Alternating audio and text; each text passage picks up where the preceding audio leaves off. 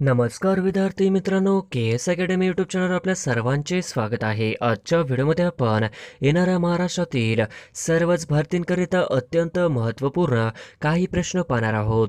तर मित्रांनो, व्हिडिओ शेवटपर्यंत बघायचा आहे आणि व्हिडिओ आवडल्यास व्हिडिओला लाईक आणि चॅनलला सबस्क्राईब करायचं आहे.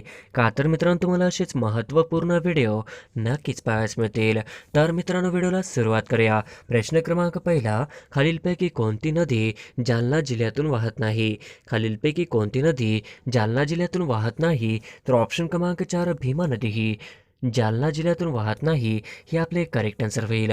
प्रश्न क्रमांक दुसरा, पानिपतचे तिसरे युद्ध डॅश डॅशच्या वर्षी झाले? पानिपतचे तिसरे युद्ध डॅश डॅशच्या वर्षी झाले? तर ऑप्शन क्रमांक 1 1761 या वर्षी पानिपतचे तिसरे युद्ध झाले, हे आपले करेक्ट आन्सर होईल. प्रश्न क्रमांक तिसरा, तैनाती फौजीची पद्धत कोणी सुरू केली? तैनाती फौजेची पद्धत कोणी सुरू केली? तर ऑप्शन क्रमांक 3 लॉर्ड वेलेस्ली यांनी तैनाती फौजेची पद्धत सुरू केली, हे आपले करेक्ट आन्सर होईल. प्रश्न क्रमांक चौथा, जालना जिल्ह्याला या जिल्ह्याची सीमा नाही?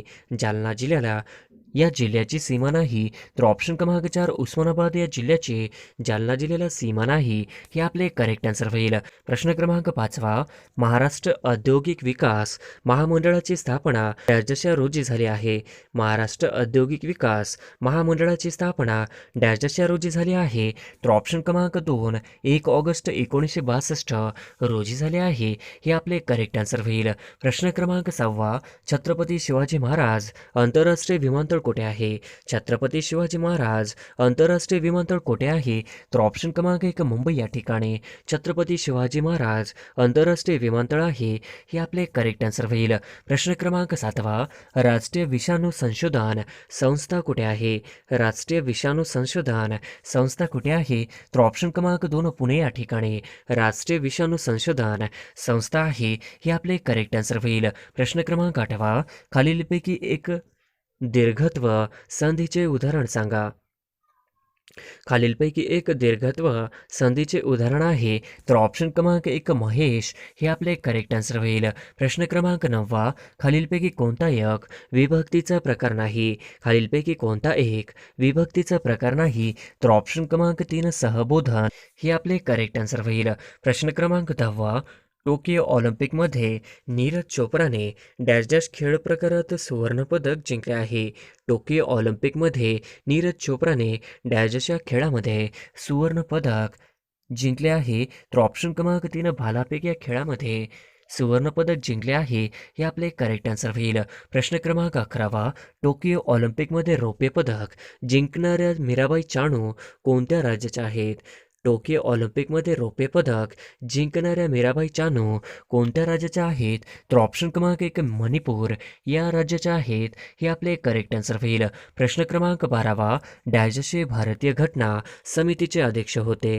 डॅशचे भारतीय घटना समितीचे अध्यक्ष होते? तर ऑप्शन क्रमांक 1 डॉक्टर राजेंद्र प्रसाद हे भारतीय घटना समितीचे अध्यक्ष होते, हे आपले करेक्ट आन्सर होईल. प्रश्न क्रमांक 13 हैदराबाद स्टेट डॅशच्या वर्षी भारतात विलीन करण्यात आले? हैदराबाद स्टेट डॅश डॅशच्या वर्षी भारतात विलीन करण्यात आले? तर ऑप्शन क्रमांक 2 1948 या वर्षी भारतात विलीन करण्यात आले, हे आपले करेक्ट आन्सर होईल. प्रश्न क्रमांक 14 मराठी राजभाषा दिन कोणत्या दिवशी साजरा केला जातो? मराठी राजभाषा दिन कोणत्या दिवशी साजरा केला जातो? तर ऑप्शन क्रमांक 1 27 फेब्रुवारी या दिवशी मराठी राजभाषा दिन साजरा केला जातो, हे आपले करेक्ट आन्सर होईल. प्रश्न क्रमांक 15 सन 2011च्या जनगणनेनुसार महाराष्ट्राच्या लोकसंख्येची घनता किती आहे? सन 2011च्या जनगणनेनुसार महाराष्ट्राच्या लोकसंख्येची घनता किती आहे? तर ऑप्शन क्रमांक 4 365 प्रति चौरस किलोमीटर, हे आपले करेक्ट आन्सर होईल. प्रश्न क्रमांक 16 ऑलिम्पिक 2020 स्पर्धा कोणत्या शहरात आयोजित करण्यात आल्या होत्या? ऑलिम्पिक 2020 स्पर्धा कोणत्या शहरात आयोजित करण्यात आल्या होत्या? तर ऑप्शन क्रमांक 2 टोकियोमध्ये, हे आपले करेक्ट आन्सर होईल. प्रश्न क्रमांक 17 15व्या वित्त आयोगाचे अध्यक्ष कोण होते? 15व्या वित्त आयोगाचे अध्यक्ष कोण होते? तर ऑप्शन क्रमांक 1 NK सिंह, हे आपले करेक्ट आन्सर होईल. प्रश्न क्रमांक 18 महाराष्ट्राचा राज्य पशु कोणता? महाराष्ट्राचा राज्य पशु कोणता? तर ऑप्शन क्रमांक 2 शेकरू हे महाराष्ट्राचा राज्य पशु आहे. हे आपले करेक्ट आन्सर होईल. प्रश्न क्रमांक 19 भरतनाट्यम नृत्य प्रकार राज्याशी संबंधित आहे. भरतनाट्यम नृत्य डॅशच्या राज्याशी संबंधित आहे. तर ऑप्शन क्रमांक 2 तामिळनाडू या राज्याशी संबंधित आहे. हे आपले करेक्ट आन्सर होईल. प्रश्न क्रमांक 20 लवलीना बोरगोहेन नाव कोणत्या खेळाशी संबंधित आहे? लवलीना बोरगोहेन नाव कोणत्या खेळाशी संबंधित आहे? तर ऑप्शन क्रमांक 2 बॉक्सिंगशी संबंधित आहे.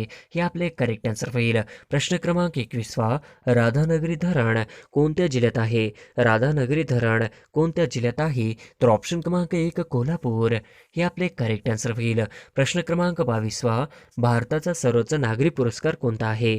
भारताचा सर्वोच्च नागरी पुरस्कार कोणता आहे? तर ऑप्शन क्रमांक 4 भारतरत्न हे आपले करेक्ट आन्सर होईल.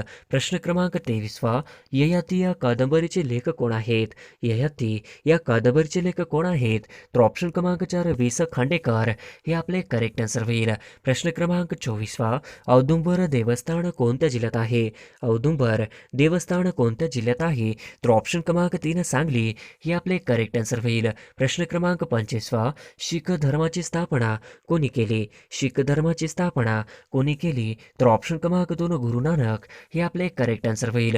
प्रश्न क्रमांक 26 भारतीय राजघटनेत मूलभूत कर्तव्य कोणत्या परिषदेमध्ये विस्तृत आहे?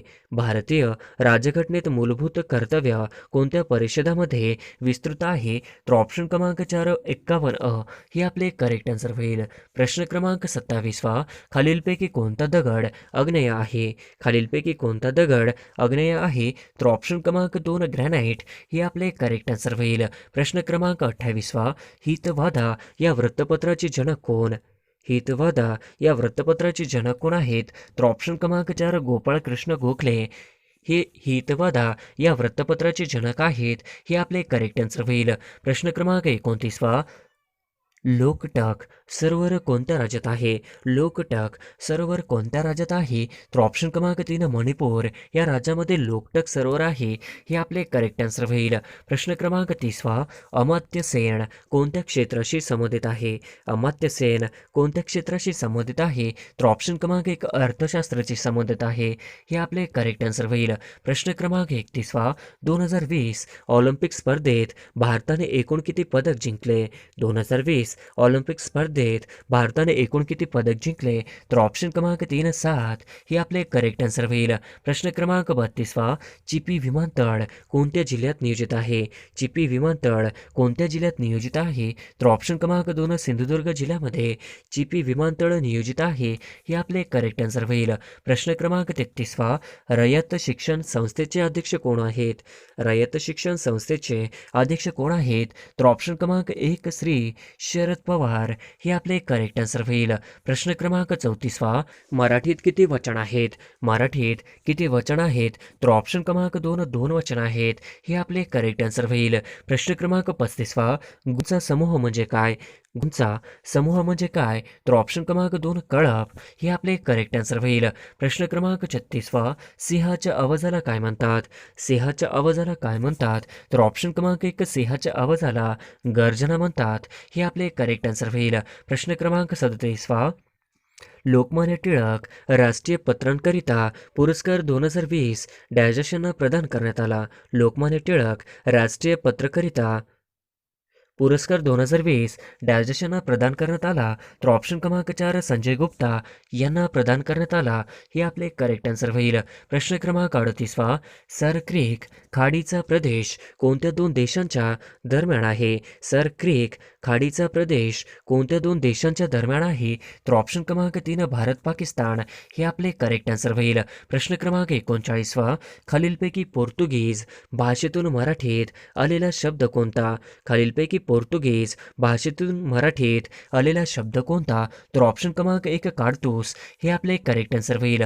प्रश्न क्रमांक 40 अय्या हा शब्द खालीलपैकी कोणत्या भाषेतून मराठी भाषेत आला आहे? अय्या हा शब्द खालीलपैकी कोणत्या भाषेतून मराठी भाषेत आला आहे? तर ऑप्शन क्रमांक 3 तामिळ हे आपले करेक्ट आन्सर होईल. प्रश्न क्रमांक 41 भारतीय एकमेव जिवंत ज्वालामुखी कोठे आहे?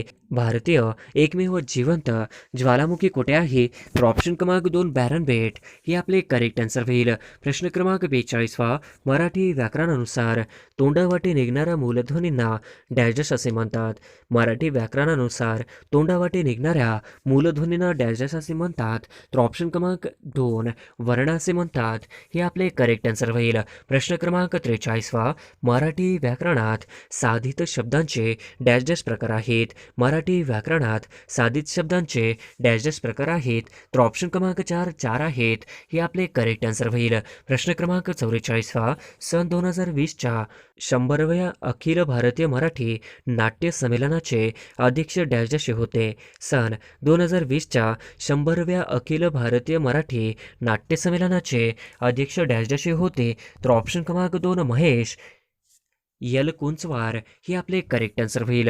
प्रश्न क्रमांक 45 हडप्पा संस्कृतीतील खालीलपैकी कोणत्या ठिकाणी नांगरलेल्या शेतीचा पुरावा मिळाला आहे? हडप्पा संस्कृतीतील खालीलपैकी कोणत्या ठिकाणी नांगरलेल्या शेतीचा पुरावा मिळाला आहे? तर ऑप्शन क्रमांक 2 कालीबंगन हे आपले करेक्ट आन्सर होईल. प्रश्न क्रमांक 46 आद्य क्रांतिकारक वासुदेव बळवंत फडके वकीलपत्र कोणी घेतले होते?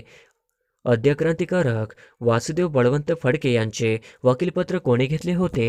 तर ऑप्शन क्रमांक 3 सार्वजनिक काका हे आपले करेक्ट आन्सर होईल. प्रश्न क्रमांक 47 मुस्लिम लीग या संघटनेचे संस्थापक कोण होते? मुस्लिम लीग या संघटनेचे संस्थापक कोण होते? तर ऑप्शन क्रमांक 1 नवाब सलीमुल्ला हे आपले करेक्ट आन्सर होईल. प्रश्न क्रमांक 48 खालीलपैकी कोणी हंटर आयोगापुढे साक्ष दिली होती? खालीलपैकी कोणी हंटर आयोगापुढे साक्ष दिली होती? तर ऑप्शन क्रमांक 1 महात्मा फुले हे आपले करेक्ट आन्सर होईल. प्रश्न क्रमांक 49 हर्णे बंदर कोणत्या जिल्ह्यात आहे? हर्णे बंदर कोणत्या जिल्ह्यात आहे? तर ऑप्शन क्रमांक 4 रत्नागिरीमध्ये हर्णे बंदर आहे. हे आपले करेक्ट आन्सर होईल. प्रश्न क्रमांक 50 पेशवा नानासाहेब यांचा सेनापती डॅजशाने 1857च्या उठावात महत्त्वपूर्ण कामगिरी बजावली आहे. पेशवा नानासाहेब यांनी सेनापती डॅजशाने 1857च्या उठावात महत्त्वपूर्ण कामगिरी बजावली आहे.